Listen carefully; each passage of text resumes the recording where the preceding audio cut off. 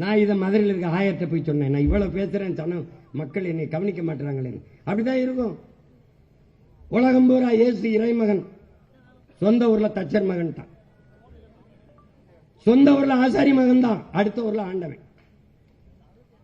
அந்த மாதிரி நான் என்ன கத்துனாலும் இவனுக்கு புரியல. உள்ளூர் மாடு வேலை போகாதுல. ஒருவேளை இதையே இதர் में साथ में है इन जो स्वच्छता ग्रीस है ना, the tree was in the wonderful the human nature. என்னமா பேசுறான்? ஐயோ, சீமான் வெரி இன்டெலிஜென்ட். இவங்கள போய் அப்ப என்னன்னு கேட்டுங்க, வெள்ளக்காரன் பேரை சொல்ல வேண்டியது இருக்கு. இப்ப கூட நம்ம சொல்றது இல்ல, மதங்களை விடு, மரங்களை நடு, சீமான் அப்படின்னு போடாம சில்வஸ்டர் ஸ்டாலின் அப்படின்னு போடு.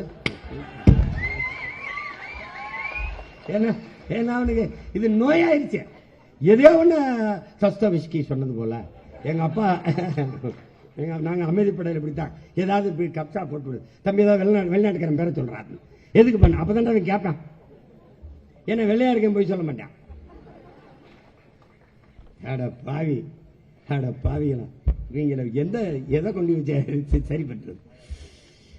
அப்பது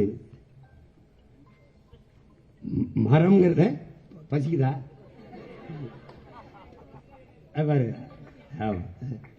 மரம் இருந்தாதான் மழை இருக்கும், மழை இருந்தாதான் அறிவு இருக்கும், அறிவு இருந்தாதான் ஆறு இருக்கும், ஆறு இருந்தாதான் நீர் இருக்கும், நீர் இருந்தாதான் சோறு இருக்கும், சோறு இருந்தாதான் வாய் இருக்கும், உயிர் இருக்கும். அதனால இரு, அதனால இரு கொஞ்சம் இரு. அது ஐயா கோவை சதாசிவம் எழுதுனதுல இந்த புதிய நகரங்களில் புத்துயிர் இல்ல, ஒரு உயிர்ப்பு இல்லைன்ற.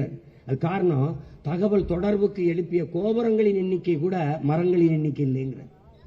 அங்க எப்படா மனிதனுக்கு நல்ல காற்று, பாதுகாப்பான சூழல் எப்படி இருக்கும், நல்ல குடிநீர் எப்படி கிடைக்கும் கேட்கிறாரு. இதுக்கு பதில் இருக்கா நம்மகிட்ட?